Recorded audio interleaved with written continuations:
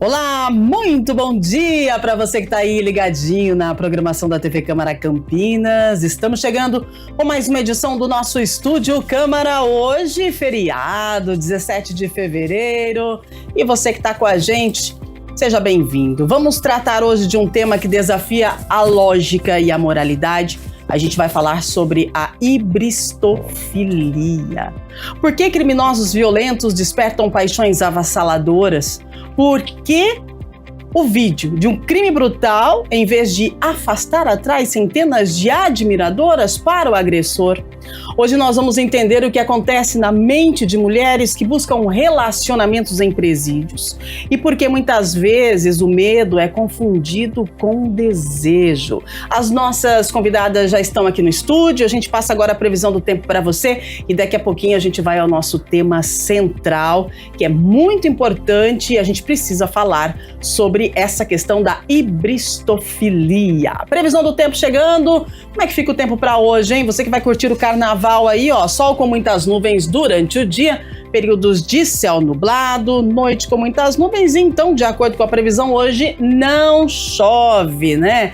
A mínima 21, a máxima 28 graus. Agora sim, vamos ao nosso tema central, a apresentação das nossas convidadas, mas antes eu quero trazer alguns dados para vocês. Olha, em julho do ano passado, o Brasil assistiu ao vídeo de um homem desferindo mais de 60 socos em sua companheira em um elevador. O que chocou o país não foi só o crime, mas o desdobramento. Esse agressor, ele recebeu mais de 1.500 e-mails de mulheres interessadas em conhecê-lo. Especialistas apontam que isso pode estar ligado a um fenômeno onde o cérebro confunde o medo e a adrenalina com excitação sexual. Além disso, muitas mulheres que foram vítimas de traumas familiares buscam o homem perigoso, entre aspas, na tentativa inconsciente de controlar o perigo ou exercer o papel de redentora. Profundo isso, né? Para a gente conversar, então, sobre esse tema bem complexo e a gente precisa entender do que se trata. A gente recebe aqui Marcela Cesnik, psicóloga especialista no atendimento a mulheres com foco em autoestima e traumas de relacionamentos abusivos. Seja muito bem-vinda, bom dia. Bom dia, muito obrigada pelo convite, né, por eu estar aqui. Espero que seja um bate-papo muito legal e espero também trazer, né, a partir da minha experiência dentro da clínica, junto com o conhecimento aí da psicologia, mais informações sobre esse tema, né, tão triste, né, e ao mesmo tempo polêmico. Exatamente, triste e polêmico, mas que precisa ser dito, ser falado e esclarecido por profissionais assim como vocês. E hoje, para completar a nossa dupla, nós recebemos aqui a Rafaela Fiore, psicóloga, psicanalista, com formação em emergências psicológicas e psiquiátricas. Seja muito bem-vinda, bom dia, obrigada pela sua participação e presença. Bom dia, obrigada. É bom estar aqui novamente, né? Acho que é um tema que conversa muito bem com a psicanálise, conversa muito bem com a psicologia social, porque a gente fala de um fenômeno. E eu acho que quando a gente trata tantas demandas de gênero, de sexualidade, até através disso, a gente vê que existem algumas complexidades que são rejeitadas, mas que estão, acho que cada vez mais existentes no nosso cotidiano. Então, a gente precisa falar sobre isso, porque assim, se a gente for parar para pensar, Maníaco do Parque, né, esses criminosos aí de renome, né, que estão presos, eles recebem, gente, cartas de mulheres querendo se relacionar. Aí você para e fala, poxa vida, mas o que uma mulher vai querer relacionar com uma pessoa que está lá preso, né, e que tem um futuro incerto? A gente não sabe. Sem julgamentos aqui, mas vamos parar para analisar o que acontece nesse contexto, né? Então a gente começa perguntando para Marcela, né, a hibristofilia. É uma escolha consciente? A gente está falando de um impulso biológico incontrolável? A gente está falando de uma patologia? O que realmente é a hibristofilia, Marcela? Vamos lá. A hibristofilia não é uma patologia, né? O que a gente entende como patologia hoje são as parafilias, né? Que tem lá no DSM-5-TR, que é o livro mais recente, que a gente entende essas patologias existentes na atualidade. E por que a hibristofilia não é uma patologia? por conta que ela é mais voltada para o emocional. Né? Essas mulheres que têm esses desejos, essas fantasias, dentro da minha abordagem, que é a TCC, é muito relacionada a esses padrões de comportamentos conhecidos por elas. Né? Se tem estudos feito com primatas, que as primatas fêmeas, elas têm preferência pelos primatas machos que são mais agressivos, que são mais impulsivos. Então, a gente tem um padrão comportamental ali do que é aprendido, né? Então, esse emocional dessas mulheres, muito provavelmente elas já sofreram abusos, né? Então, elas entendem muito o amor relacionado diretamente com o perigo. E quando a gente olha esse agressor, esse criminoso, né, ela vê como uma pessoa que ela vai ser capaz de mudar, uma pessoa que vai ser capaz de cuidar dela, e ainda, né, tem o fato de que essa pessoa tá presa, então como que essa pessoa vai abandonar ela?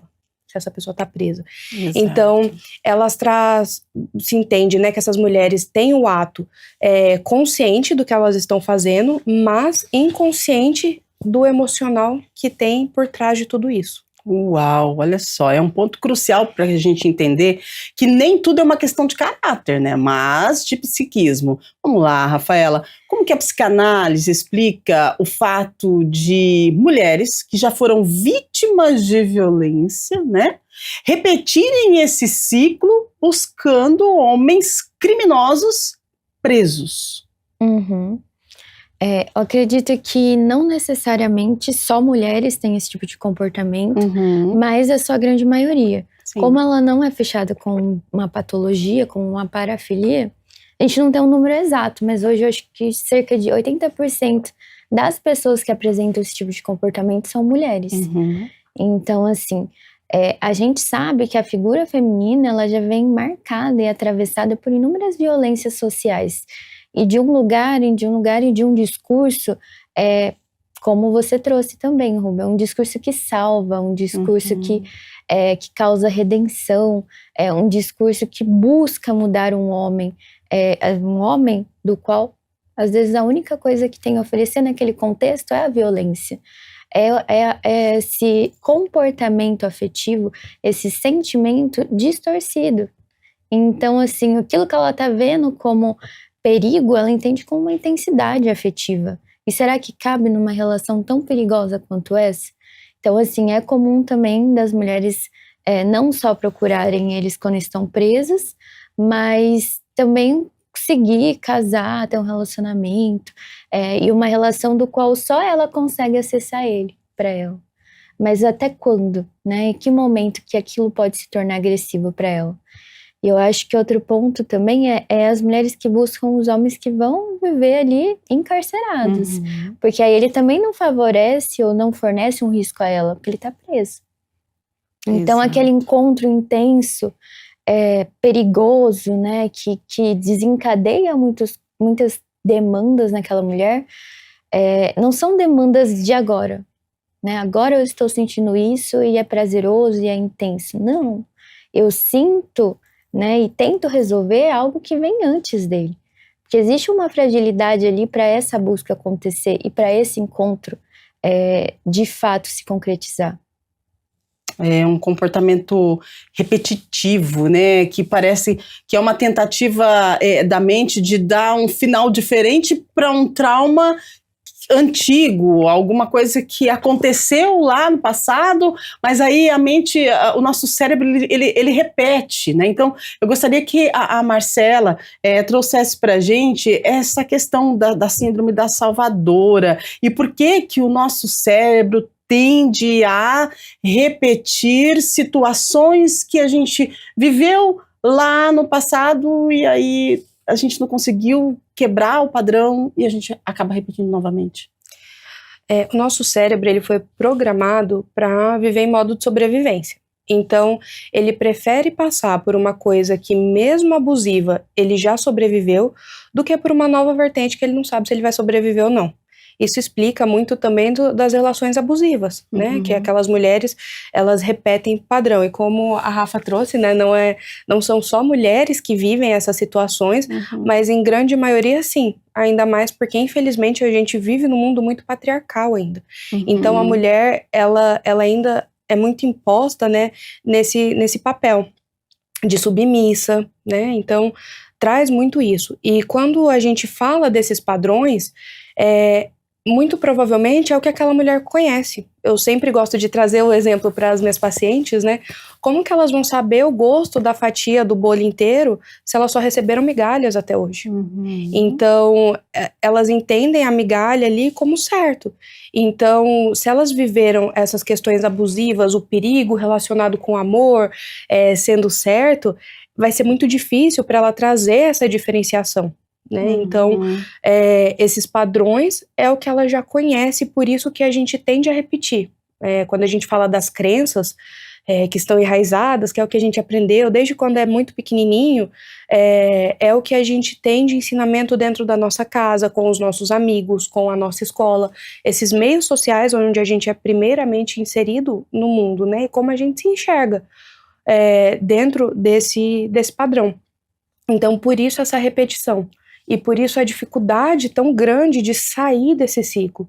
Porque é muito difícil quando a gente olha para dentro da gente, né, entende e fala, uai, mas é isso mesmo que tá acontecendo. Eu tô repetindo um padrão que foi aprendido e como que eu vou fazer para criar uma coisa nova, como que eu vou fazer para viver aquele incerto que dá medo, que traz angústia, que eu não sei o que vai acontecer e desencadeia ansiedade. Então, por isso que a gente usa também muito dos nossos colegas psiquiatras, né, para fazer esse acompanhamento, geralmente, com essas mulheres que sofrem da ebristofilia, num contexto multidisciplinar, que a gente chama, que traz essa ajuda, esse contexto que muitas vezes sozinha ela não vai conseguir enxergar esse outro padrão que pode também ser aprendido. Excelente. Se a gente parar para analisar, é a crença, né? Crença de que o amor pode transformar, né? Isso pode ser uma armadilha também. Rafaela, uma raiz evolutiva nisso existe? Tipo, a ideia de que o homem dominante, né, traria proteção mesmo que ele seja o próprio agressor. Você já trouxe isso na sua fala passada, mas o que acontece no cérebro, na nossa cabeça, na nossa mente, quando a gente tem essa ideia fixa, né? O homem dominante, então ele vai me proteger, mas ele é o agressor, mas não tem problema, porque ele é o perfil que eu vejo como protetor. O que está por trás de tudo isso? Sim, quando a gente pensa o que está por trás, a gente pensa em vários fios condutores, né, tanto a nossa herança, né, eu acho que genética, evolutiva, porque a gente fala de uma pessoa que, por mais que a hibristofilia, no geral, não seja uma patologia, mas é uma pessoa que ela é atravessada por uma patologia, um transtorno dependente, um transtorno de personalidade, alguma coisa se fragilizou durante seu processo de formação, que ela entende e ela olha para essa possibilidade como uma possibilidade de afeto. Isso no sentido mais orgânico, mais físico. Mas quando a gente fala de traumas, quando a gente fala de influência social, a gente fala de uma narrativa que a gente viveu durante toda a nossa vida. Então, assim, quando a gente pensa na nossa infância, nas coisas que a gente assistia, era o príncipe que se tornava príncipe. Ele não era inteiramente, ele podia começar como um vilão, mas ele tinha justificativas complexas, sofrimento, vulnerabilidade, e o que o transformava? Sempre o amor. Então, assim, não tem como descolar do social, porque anda junto. A gente foi atravessado. E como cada uma vai, como posso dizer, interpretar, né, se conectar com essa camada, vai depender da própria história e do curso que conduz. Então, assim, todo mundo teve acesso ao mesmo conteúdo. Mas como ele foi compreendido por nós, depende do ambiente que a gente cresceu, depende do afeto que a gente recebeu pelos nossos pais, ou o que faltou desses pais ou desses cuidadores. Não é só aquilo que se tem em excesso, mas aquilo que se é faltado nesse momento. Perfeito. A questão do sistema límbico, né? Às vezes a gente ignora as leis, né, modernas e responde a instintos da sobrevivência ancestral, que é o que vocês trouxeram para a gente agora, né? Porque às vezes é algo que está lá, enraizado, e aí é o instinto da sobrevivência. E muitas dessas mulheres, nesse instinto de sobrevivência, acabam se envolvendo, né, nessa situação e acabam escondendo da família por vergonha, tem isolamento social, mas tem um forte vínculo com o detento.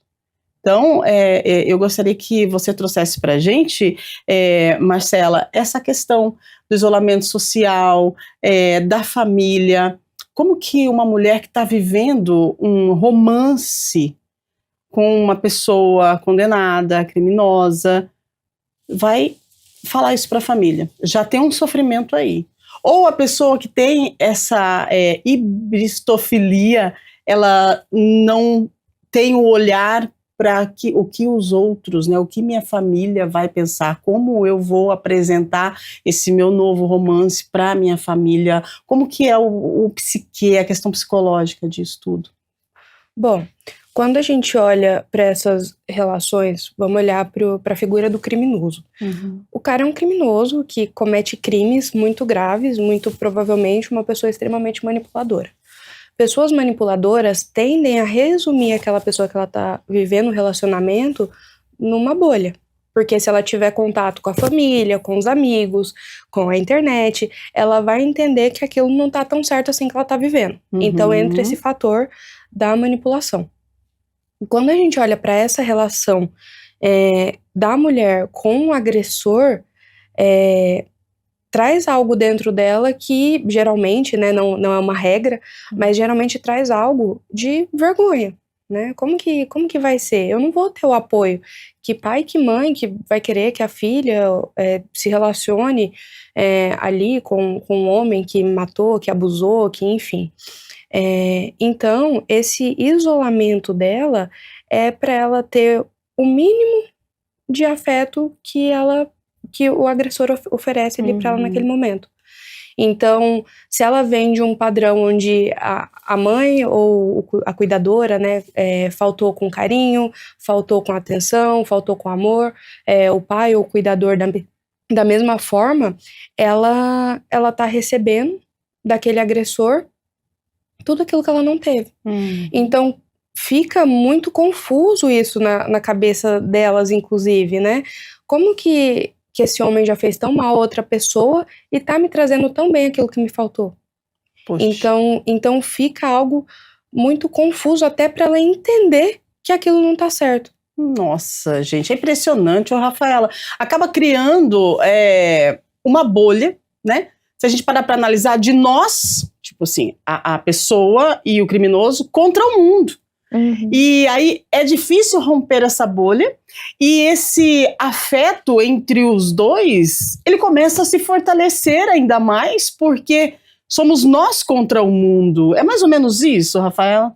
Sim, eu acho que a gente viu essa comoção acontecendo até dessa temática, agora com a série Tremembé, né?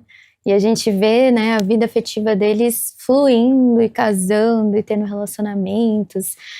E aí não é um discurso anti-ressocialização, mas é um discurso realmente do que essas mulheres ou esses homens buscam, que só encontram ali, né, naquela narrativa de dor. Né? Então, assim, existe algum tipo de identificação distorcida de afeto. E ali eles se encontram, têm filhos, casam, constroem uma família, mas aí quando vem a primeira denúncia, né, parece que tá todo mundo esperando, olha lá. Então, assim, são circunstâncias desafiadoras, porque elas reforçam aquele discurso do amor prometido, né, daquele objeto de desejo que eu alcanço quando entrego tudo aquilo que eu sou. Não é saudável, né? Exato. O que a gente precisa realmente entregar além de nós mesmos, né? Além daquilo que a gente é, para uma relação. É isso mesmo, gente. Se a gente for parar para analisar, tem o caso do maníaco do parque, né? Até o caso do goleiro Bruno também. E aí tem outros casos que eles recebem centenas de propostas de casamento. Quando eu falei do cidadão que desferiu 60 socos no rosto da mulher, ele recebeu mais de 1.000 e-mails de mulheres querendo se relacionar. Agora, tem outras situações que eles recebem cartas de mulheres que já querem, além de se relacionar, namorar, elas querem casar também, né? Sem julgamentos, mas eu queria entender o que o homem que está encarcerado, que é um criminoso, ele oferece que um homem comum parece não oferecer a essas mulheres. Seria, então, de repente, a certeza de que ele está lá encarcerado e que eu tenho ele para mim e está tudo certo? Qual que é a avaliação que vocês, profissionais de saúde mental, fazem referente a essa troca, né, entre homem e mulher? Eu acho importante trazer um contexto de que muitas vezes a mídia romantiza o agressor e a vítima fica em segundo plano. Então, isso é muito, muito, muito, muito exposto em várias coisas. Eu nunca tinha parado para fazer a analogia do príncipe e da princesa, né? Mas é mais uma das analogias que a gente tem em outros diferentes filmes, enfim. Então, eles têm muito essa romantização também do agressor, e não que isso vá fazer com que a pessoa desenvolva, né, ali a ebristofilia, mas pode ser um reforçador para aquilo que ela já tem. Então, quando a gente olha pro homem que é preso, que cometeu crimes, a gente olha para além da figura agressiva, daquela figura que eu vou poder mudar, primeiramente, e daquela figura que vai poder me proteger. Então, se ele foi capaz de cometer um crime, ele vai poder cometer outro também para me proteger. Então, a gente tem várias vertentes ali, né? Então, isso precisaria ser mais estudado a partir do indivíduo que a gente está falando, mas a gente tem muitas vertentes da questão de me proteger, né? Da questão de que ele não vai fugir, porque ele tá ali, e da questão de eu salvar ele. Então, esses são os 3 principais fatores que englobam essa diferença do homem comum, vamos se dizer assim. Até porque podem existir também esses homens comuns que não chegaram a cometer nenhum crime do tipo, mas serem pessoas extremamente manipuladoras, serem pessoas extremamente agressivas psicologicamente, e essas mulheres ainda quererem se envolver com eles, né? Então, a gente fala que quando o sentimento é muito elevado, a razão é baixa. A adrenalina, a paixão, são emoções, né? Então, quando a gente tá com essa adrenalina no auge, o sentimento, a emoção, ela vai estar muito baixa. E quando a gente tem esse pico de adrenalina, é muito difícil a gente conseguir isso em relações estáveis. Porque uma relação estável, você não vai ficar em estado de alerta o tempo inteiro. É tranquilo, é calmo. Então, ela não vai te dar esse pico de adrenalina, né? Então, aquela pessoa que está vivendo essa relação, ela vai precisar entender que ela vai poder viver diferentes outros tipos de adrenalinas, que uma relação saudável, tranquila, vai poder ser uma relação legal, mas ela é uma relação tediosa no quesito de ficar em estado de alerta o tempo inteiro. Porque que aquela pessoa te proporciona é uma coisa saudável, é uma coisa que não tem controle, que não tem agressão, que não tem essa manipulação como um todo. Perfeito. Além de estar em estado de alerta o tempo todo, tem a idealização do perigo, né, que parece que está preenchendo um vazio existencial, né, que a rotina normal, Rafaela, ela não alcança, né? Porque a adrenalina, o perigo, aquela coisa toda, acaba sendo uma maneira de preencher algo que esteja faltando. Sim. Essa busca, né, de preencher vazios, né, e do quais não se identifica com clareza de onde que vem. E talvez também não queira identificar o que falta, né, e aí ela vai de encontro com a pessoa que está ali transgredindo a lei. E por quê? Né, o que levou ela a isso? Então, quando a gente fala, né, de relações que surgem dentro desse contexto, a gente não fala de uma relação natural, né, que fluiu, porque aquela pessoa que mandou a carta, que mandou o e-mail, o que ela vai buscar? Ela vai buscar a figura. Não é a pessoa, não é a história de vida, não é quem ela é de verdade, não é se foi ou não um erro. Ela quer aquele personagem que ela tá vendo na TV, que ela tá vendo na série, que ela ouviu falar do nome. Então não existe um afeto genuíno de algo que nasce de uma máscara, que nasce de algo superficial e problemático, porque ela entra nessas outras demandas. Então, assim, o conteúdo, por exemplo, hoje temos muito conteúdo voltado a esse tipo de temática. Como ele deve ser produzido? Com responsabilidade. Não romantizando demais o criminoso, mas sim contextualizando aquilo que ocorreu dentro daquele cenário. Porque quando a gente romantiza, a gente abre margem para as mulheres estarem vulneráveis em situações como essa. Há homens também que se casam, se colocam e se submetem nesse tipo de relação, a ganhar ali um espaço até de criatividade, em que ele vai ter uma relação com aquela pessoa e aquela pessoa vai entender os desejos, vai proteger e ser protegida, vai ser a razão de um afeto que na verdade não existe, não se sustenta pelo que o outro é, mas sim pelo que o outro representa. Às vezes você de casa tá aí pensando, né? Nossa, olha que tema complexo, né?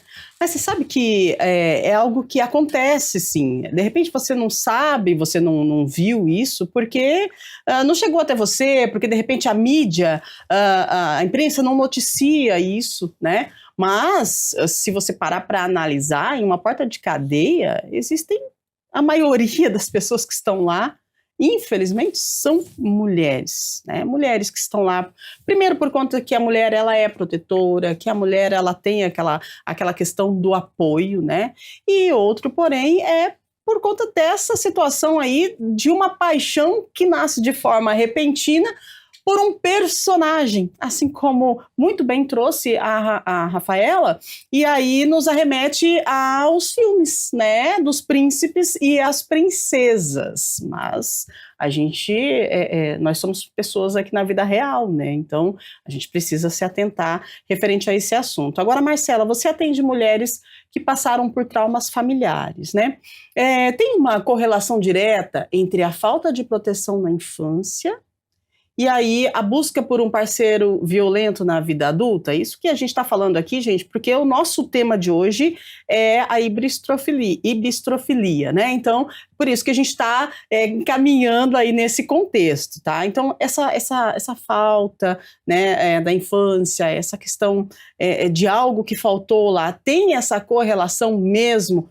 por essa busca de um parceiro violento na vida adulta? E a gente pode mudar isso de alguma forma? Com certeza. Quando a gente olha para crianças que sofreram agressões, abusos ou vivenciaram coisas muito violentas, a gente está falando de uma criança que ela foi exposta e ela não foi protegida emocionalmente como ela deveria ser. Ou seja, a gente criou um sobrevivente. Então essa criança ela aprendeu a sobreviver e não viver, né? E esse estado de alerta ele vem desde a infância. Então eu preciso estar em estado de alerta, porque se meu pai e minha mãe brigar, eu preciso estar ali para proteger, ou para me proteger. Então, são esses padrões aprendidos, né, que a gente fala. Existe uma técnica que a gente faz na clínica que chama a técnica da cadeira vazia. Então, a gente coloca o paciente frente a ele, criança, e ele conversa com esse eu, criança. E quando a gente vai olhar, quando eu olho assim, e lembro, né, dos meus pacientes fazendo essa técnica, a gente vê muito a criança se culpando. Então a criança ela se culpa, por que ela não conseguiu se proteger? Por que ela não conseguiu proteger a mãe, ou proteger a família, ou se responsabilizar pelo divórcio dos pais? Então a gente vê uma culpa muito grande, né, dessas mulheres depois na vida adulta. Então elas precisam ser perfeitas, elas precisam alcançar isso, porque se ela não conseguiu é culpa dela. E já que é culpa dela, ela precisa viver as consequências disso. Então, quando a gente olha para essas mulheres que sentem essa fantasia, esse desejo por bandidos, né, por criminosos, a gente está falando de mulheres que elas precisam alcançar isso para que elas entendam e tirem essa culpa delas. E se der errado, a culpa vai ser delas mesmo assim, né? Como que ela vai trazer ali para uma rede de apoio, e se a rede de apoio não apoiar, e se a rede de apoio não acolher ela como nunca acolheu. Então, com certeza tem referência a essa infância, e geralmente de crianças nessa infância que não tiveram essa proteção emocional. Porque quando a gente fala de uma proteção de criança, a gente não está falando só de alimentar a criança, de cuidar da criança, a gente está falando de proteger a criança emocionalmente também, né? Quando você olha qual o entendimento que uma criança de 5, 10 anos tem sobre a vida, praticamente nenhuma. Ela está entendendo ali como funciona a vida. E quando a gente coloca essa criança, expõe essa criança num meio social extremamente vulnerável, a gente está ensinando essa criança a sobreviver. E é assim que ela vai refletir na vida adulta dela. Excelente. Agora, a nossa mente, ela tenta encontrar no perigo uma forma familiar de afeto, quando a gente fala dessa questão da ibistrofilia. Por mais distorcido que isso seja. A gente está falando aqui de pessoas que se relacionam com criminosos, né? Que estão presos, mas também tem aquela questão, até que tem em filmes e tal, a questão, vamos lá, vamos colocar uma cena aqui, né? Um sequestro, e aí a vítima do sequestro acaba convivendo com o sequestrador, se apaixonando por ele, e esse sequestro vira um caso de amor. Isso é cena de filme. Isso acontece na vida real. E essa questão é ibistrofilia também, Rafaela? Ou tem algo a mais aí? Não, essa questão se trata da síndrome de Estocolmo, que é bem conhecida também. Ela é um cenário em que a vítima é exposta àquele ambiente, àquele cenário com o agressor, ela passa a desenvolver sentimentos afetivos, claro que como uma forma de defesa diante daquele cenário, para suportar ou sustentar. Até o próprio Estocolmo, ele vem do nome, né, de uma cidade que passou por essa situação com alguns criminosos, e eles também desenvolveram esse sentir com relação a eles. Então, quando a gente fala nesse contexto, né, a pessoa não escolheu. Ela tá ali vítima de um sequestro, vítima de alguma situação que ela não foi ali buscá-la. Ela foi surpreendida com aquilo. E às vezes esse desenvolver sentimento traz possibilidade de suportar aquilo. Então eu acho que tem um caso muito famoso, né, que foi de uma filha de um apresentador de um programa de TV, que ela foi sequestrada, passou alguns dias, e aí quando ela volta extremamente positiva, que eles eram tranquilos, que foi tudo bem.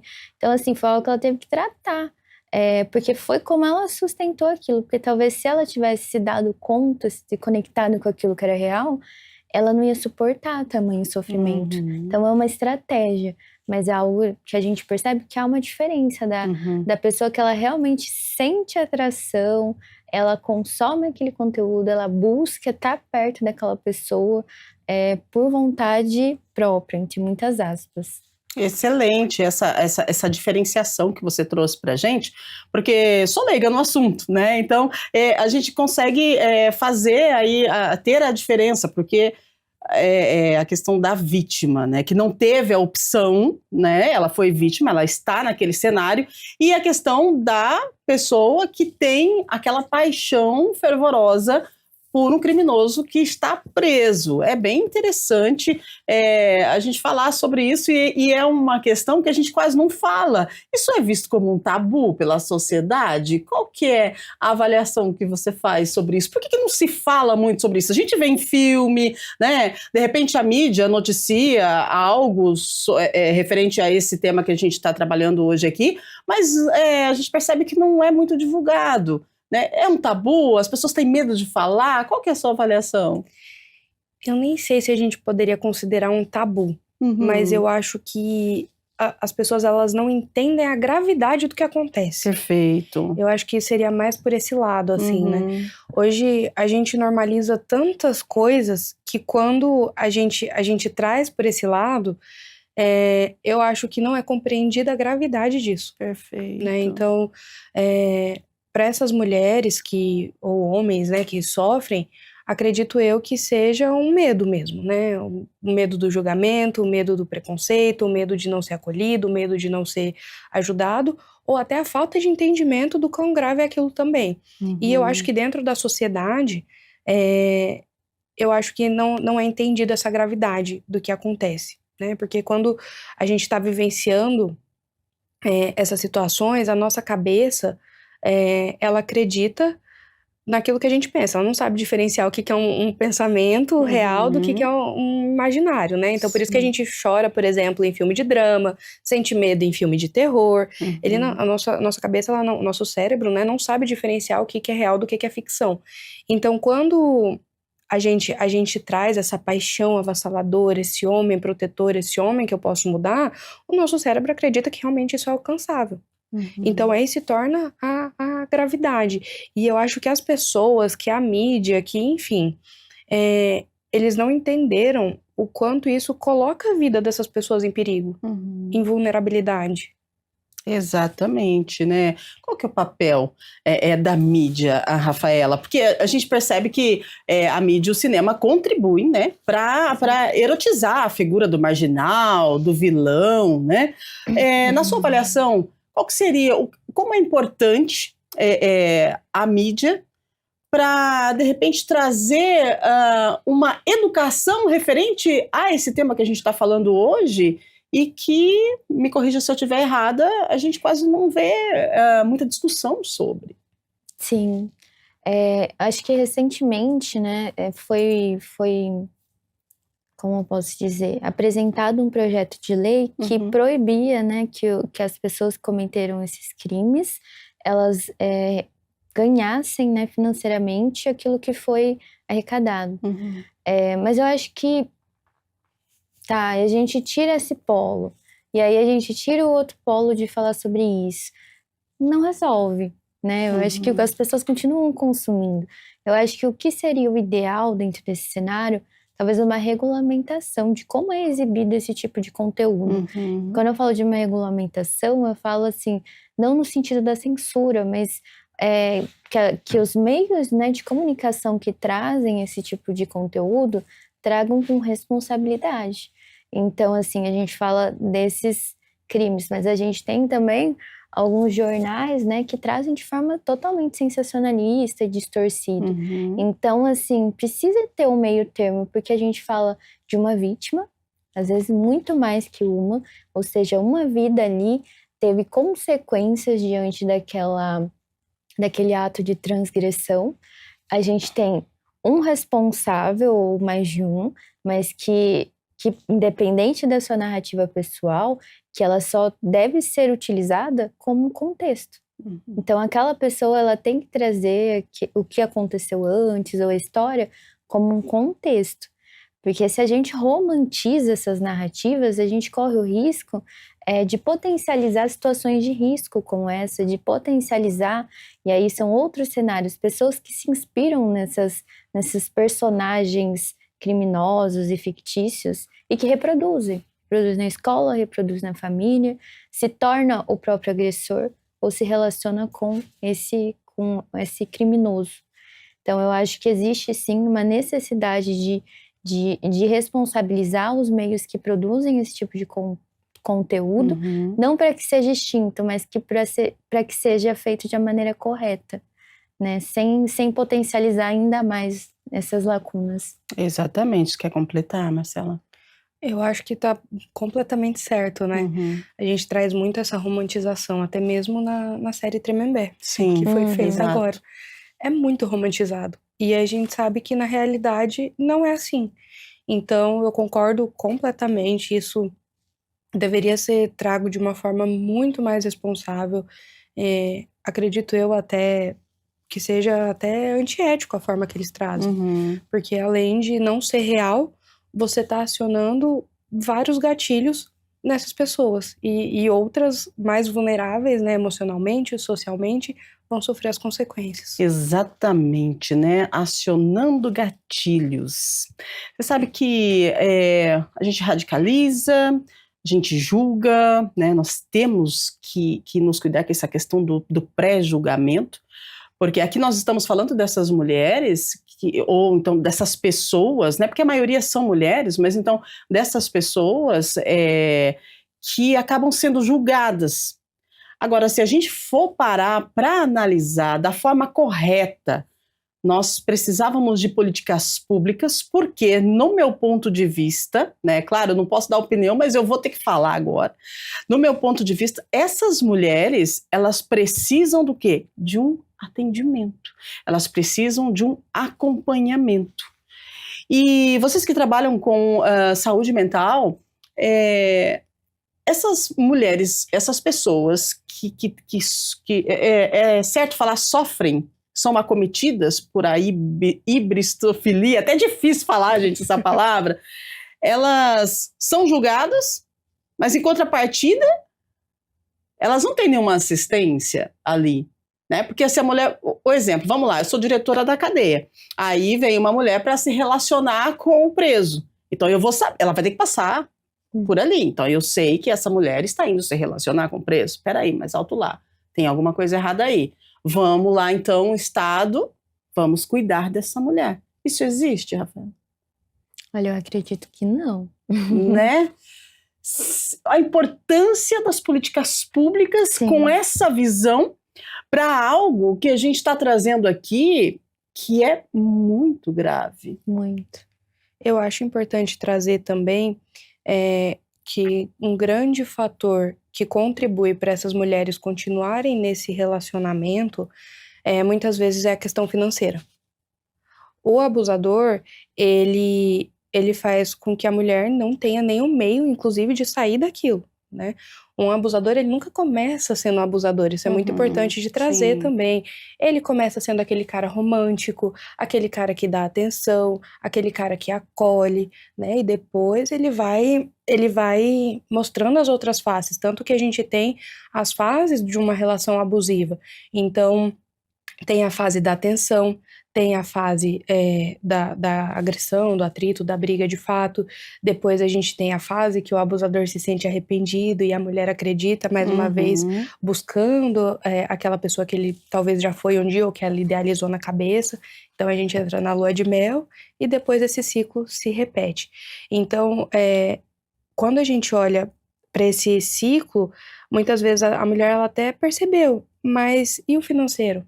Às vezes tem filho envolvido, como que ela vai criar o filho? Então, hoje aqui em Campinas a gente tem o SEAMO, não sei se você já ouviu falar sobre, mas ele acolhe essas mulheres, né, que estão se percebendo nessas relações ou em relações abusivas, inclusive eles dão o apoio jurídico para essas mulheres também, porque grande parte delas já perceberam o que está acontecendo, mas o financeiro prende muito também, né? E quando a gente fala da hibristofilia, mesmo que o homem lá, ele esteja preso, né? Ele esteja na cadeia, ele ainda pode fornecer para ela algum tipo de sustento. Às vezes um salário mínimo. Então é o que mantém aquela mulher com aquele filho, o que ela vai fazer sem isso? Então é muito importante a gente trazer essa questão que mais uma vez a gente encontra ali a vulnerabilidade social.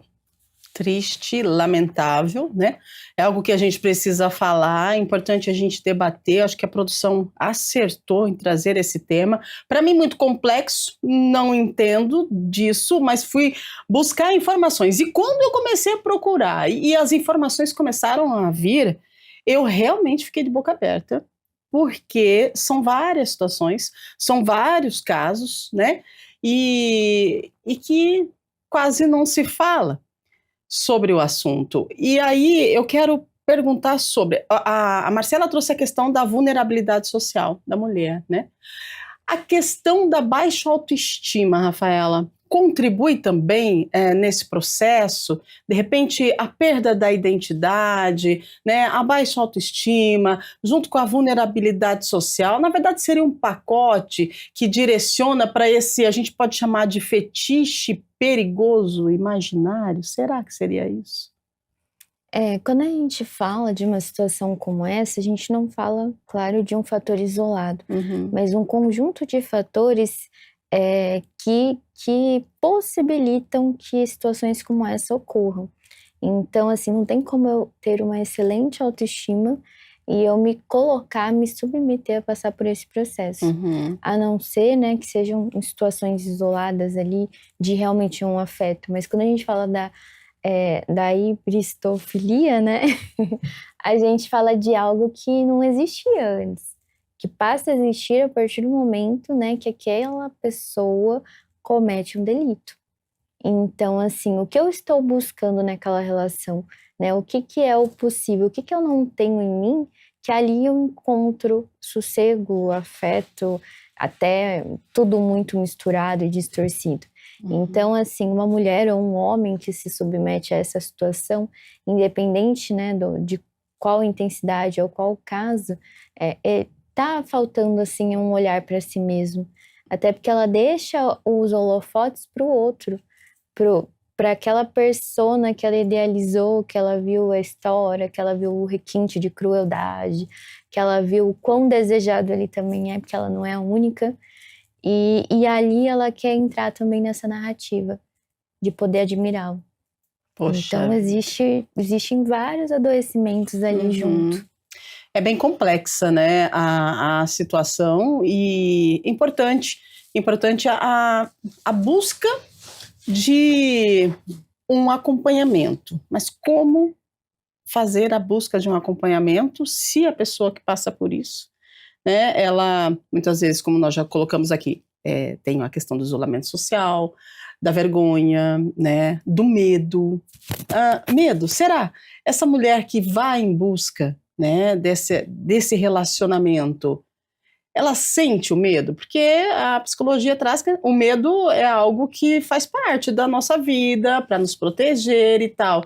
E o medo dessa pessoa que busca esse tipo de relacionamento, ele existe ou não existe? Ela consegue sobressair o medo? Como funciona, Marcela?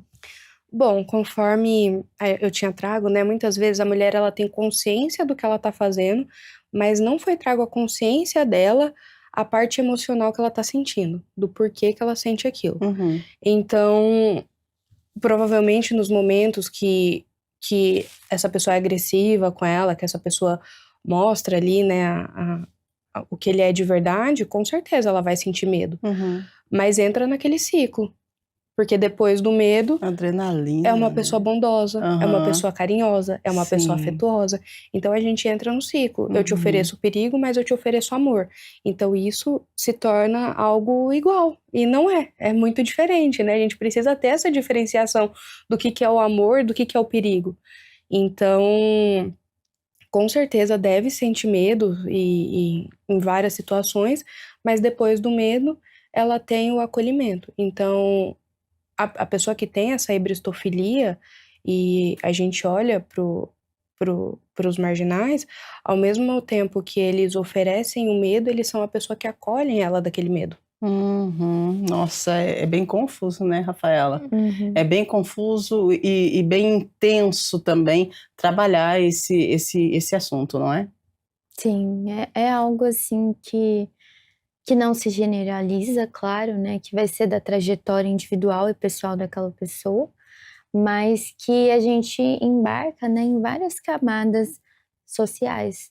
Então, assim, agora a gente está falando, assim, dos crimes mais famosos, mais midiáticos, mas muitas músicas hoje em dia, não só de funk ou de trap ou de diferentes gêneros musicais, vai exaltar aquele cantor como um bandido, como poderoso, né, como aquele que comanda. E a gente até vê, né, citando algumas pessoas que são do crime. Então, assim, existem diferentes contextos em que isso pode se manifestar. E aí existe esse recorte também social, né, no sentido de qual classe que está inserida, né, o que é o criminoso de cada lugar, né, quem que é essa pessoa transgressora e por que ela representa, de certa forma, algo a se orgulhar. Exatamente. Olha, gente, hibristofilia, né? Quando o crime vira desejo. Esse é o nosso tema do Estúdio Câmara de hoje. Então, assim, eu quero conversar com você que está aí, que tá aí em casa e gostaria de pedir para as nossas convidadas, de repente, se você aí de casa se identificou com alguma pontuação que uma das nossas psicólogas trouxeram aqui no programa, é importante que você busque ajuda, né? E eu gostaria que vocês deixassem uma dica, né, para as pessoas que estão nos assistindo e que de repente se identificaram com isso. Como é que eu posso ter certeza? Como é que eu posso fazer? Né? E o medo do julgamento? Eu falo para quem? Eu tenho uma família que tenho certeza que não vai aceitar isso. Como eu faço, né? Então a gente começa aí com a dica da psicóloga referente a essa questão de hibristofilia, né? Para mim é uma palavra bem diferente, bem nova e que tem, assim, um peso muito forte. A gente começa então por você, Marcela, por favor, deixa aí uma dica especial, né, da psicologia. Você que trabalha com terapia cognitivo-comportamental, trabalha com mulheres, eu acho importante a sua fala para a gente finalizar o programa de hoje. Claro. Primeiramente, dentro das psicoterapias, você nunca vai ser julgada, você vai ser acolhida. Uhum. A gente não tá ali para julgar a tua história, para julgar a tua escolha, para julgar as suas decisões. A gente tá ali para acolher e para entender como que pode ser daqui para frente. Então, hoje existem vários canais, né, que eu acho importante trazer para essas pessoas também que não têm condição. Uma delas é o CEAMO, fica ali no centro de Campinas, que é um centro especializado em fazer o acolhimento dessas mulheres. A gente tem o PsyMeet também, que é uma plataforma onde eles oferecem a psicoterapia de uma forma social, de uma forma bem mais em conta. E o primeiro passo é você olhar para você mesma. Então, qual é o relacionamento que eu tô tendo? Se eu fosse a minha melhor amiga nessa situação, qual conselho eu daria para mim mesma? Então, de trazer isso, de que você não vai ser julgada e que se você já entendeu onde você está e não consegue sair disso, é sinal de que você precisa de ajuda, que você sozinha não tá dando conta. E isso não é sinal de que você é uma pessoa fraca ou uma pessoa que não tem coragem, muito pelo contrário. Quando você vai buscar ajuda, é o maior sinal de coragem da vida, porque você vai olhar para você mesmo. Então, esses seriam os meus conselhos. Maravilhosa, muito bom. Obrigada pela sua participação, Imagina, pela que sua agradeço. presença, pela sua entrega e por compartilhar com a gente, né, informações assim tão preciosas que quase nunca são faladas, né, referente a esse assunto. Quero agradecer também a Rafaela, mais uma vez, parceira da gente aqui no Estúdio Câmara, sempre trazendo assim informações tão precisas e que acho que nos acendem, despertam vontade de estudar um pouco mais sobre o ser humano, né? E o que é melhor disso, gente, é que essas informações, elas são sem julgamento. A gente está trazendo aqui profissionais que estão nos ensinando sobre o assunto, e hoje um assunto bem delicado, que é a hibristofilia. Então, Rafa, obrigada pela sua participação mais uma vez. Deixa uma fala, né, para as nossas... o pessoal que está em casa, de repente se identifica com isso, tá tudo bem, a gente só precisa de o início, o movimento do caminho para a gente poder seguir.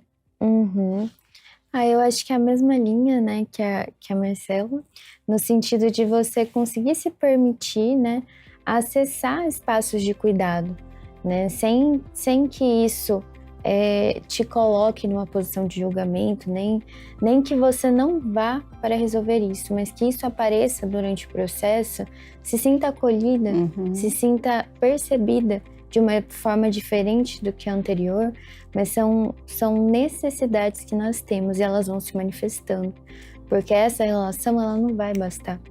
Assim como qualquer outra relação que te coloque em risco ou que te machuque de alguma forma, não basta, né? Eu acho que é um caminhar que exige também alguns momentos de conforto. E se eu estou perigosamente me colocando ali, que conforto que eu estou conseguindo fornecer a mim mesmo? Então eu acho que a psicoterapia, os acompanhamentos em grupo, o CAPS também, né, que já tem um acesso ali dentro da sua região, mas dê esse passo, né, e algo que é só seu e é um compromisso que é só com você. Então, muito obrigada por estar aqui mais uma vez, obrigada pela parceria. E eu acho que são temas que ainda vão render, né, diálogos. É verdade, gente, rende muito diálogo mesmo, porque assim, você para e pensa em um tema, né, com toda a redação aí, com a nossa direção, e depois você vai desenvolvendo ele, você vai falando, nossa, gente, que coisa, deveríamos falar mais sobre isso, né?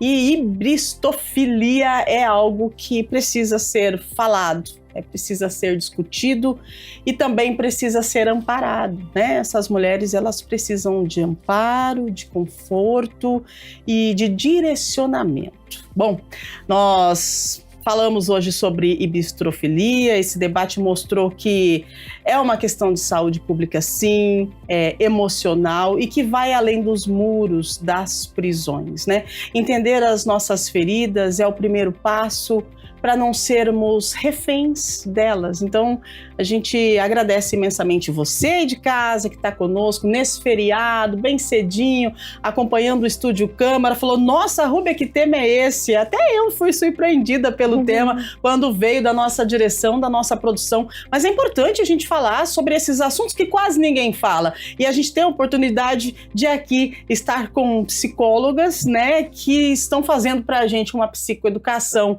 através aqui da TV Câmara Campinas, através do nosso Estúdio Câmara. Você aí de casa, aproveite seu feriado, cuide-se, continue ligadinho na programação da TV Câmara Campinas, a gente segue com a programação recheada de informações e também de entretenimento para você neste feriado. Aproveite ao lado de quem você ama, com as pessoas que você gosta, se cuide, tá bom? Se permita, mas mantenha o equilíbrio e a gente se vê amanhã a partir das 8 da manhã com mais uma edição do nosso Estúdio Câmara. Beijo grande, fique bem e até lá. Tchau, tchau.